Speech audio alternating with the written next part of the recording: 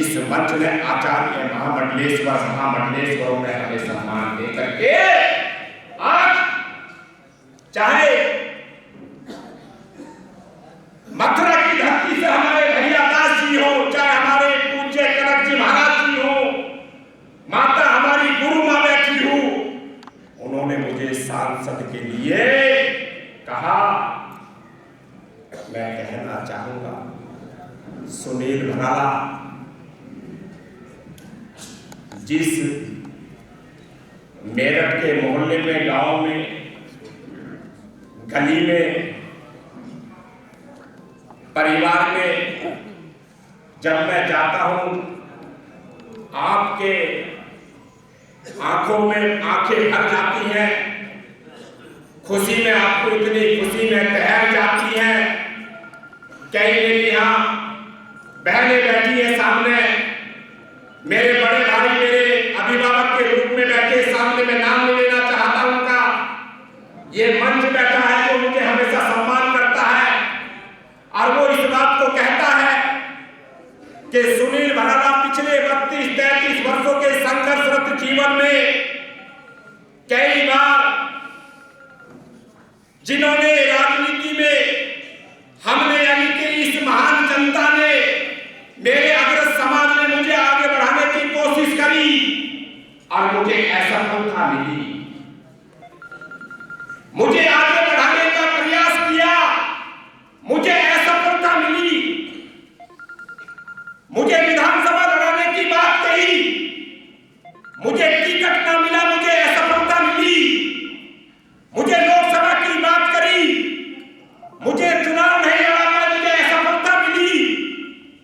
साथियों, तुम्हारा भाई, मेरे नौजवान साथी, उनका मामा, उनका छोटा भाई, मेरे पिता के तुल्य, उनका पुत्र, आपने मुझे इतनी शक्ति दी है। मुझे दर्जनों बार असफलता मिली पर मैं अपने घर नहीं बैठा, आपके बीच में खड़ा हूं लगातार।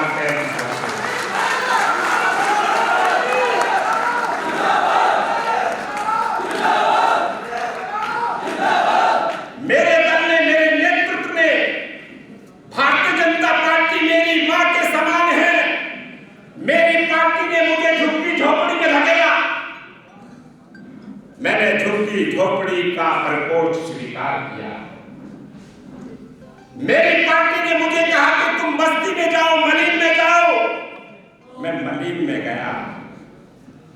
मेरी पार्टी ने कहा तुम गरीबों की सेवा करो, मैंने गरीबों की सेवा की।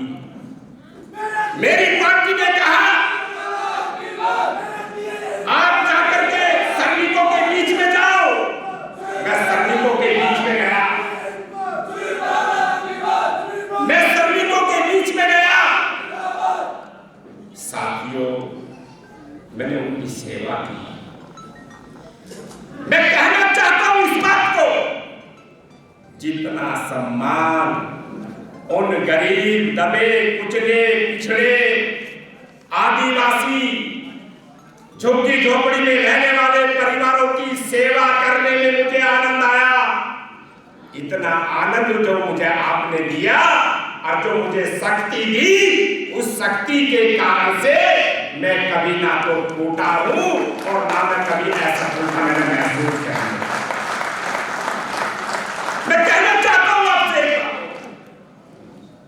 मेरे भाइयों और बहनों को इस बात की नहीं पता होगी, मेरी पार्टी के नेतृत्व को भी बहुत को नहीं पता होगा इस बात को।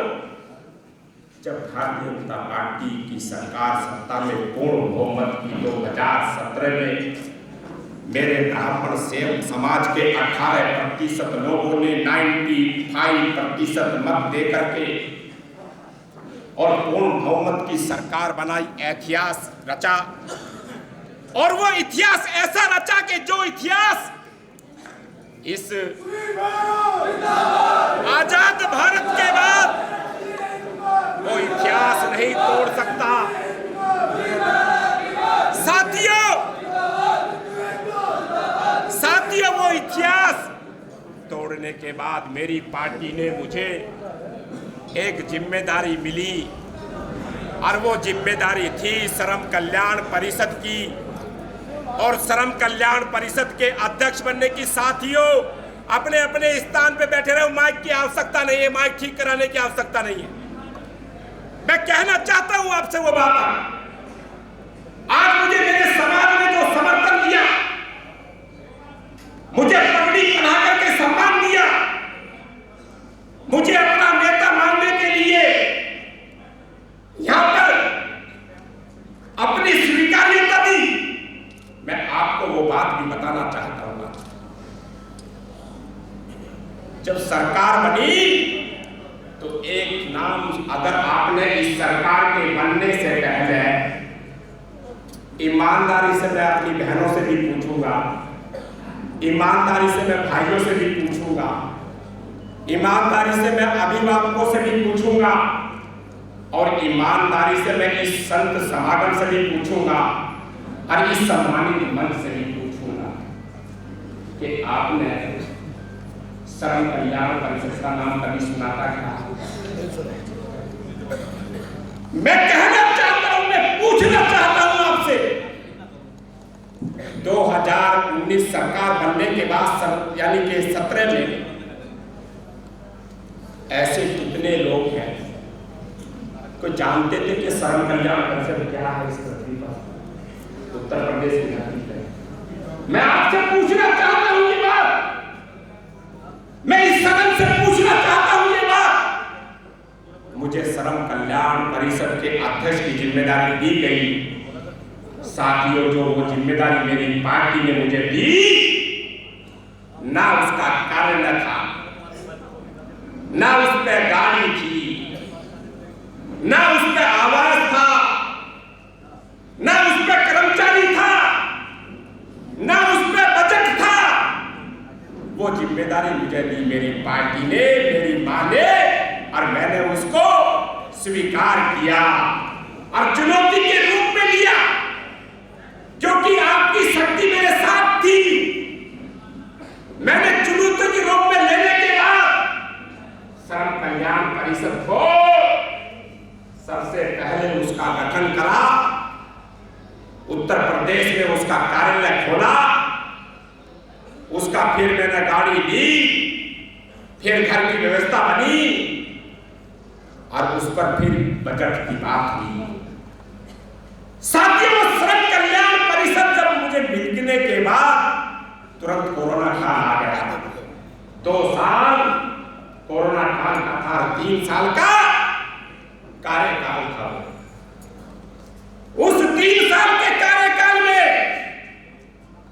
मैंने उत्तर प्रदेश के अंदर ये सारे कार्य करने के बाद गरीब, झुग्गी झोपड़ी, बस्ती, किसान, छोटे व्यापारी, कच्चे व्यापारी, रेडी ठेली पटरी पे रहने वाले उन परिवारों के लिए 8 करोड़ 30 लाख पंजीयन कराने का काम किया भाइयों, 8 करोड़ 30 लाख।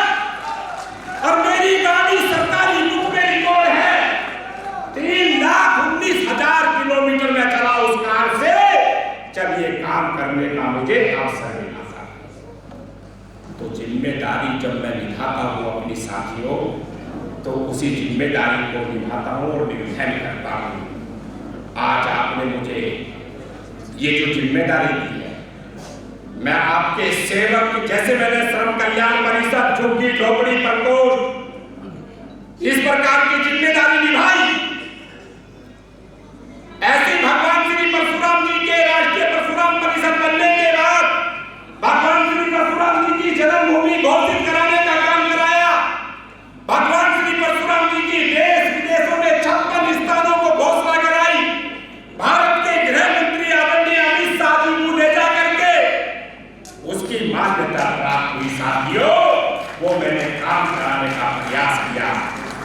फिर साथियों, आपने वो भी देखा होगा, एक मैं और बात कहकर के अपनी बात को विराम दूं। मैं जानता हूं मुझे सुनना चाहते हो, आपकी भूख भी भाग गई है, मैं जानता हूं इस बात को, जो भूख लग रही थी वो भी नहीं लग रही है बात। साथियों, ये बात मैं इसलिए कहना चाहता हूं, सुनील बराला वो शक्ति आपके द्वारा जो मुझे ये शस्त्र दिया गया है, ये शस्त्र भगवान शंकर जी ने आपको दिया, इस मंच को दिया। और इस मंच और इस सदन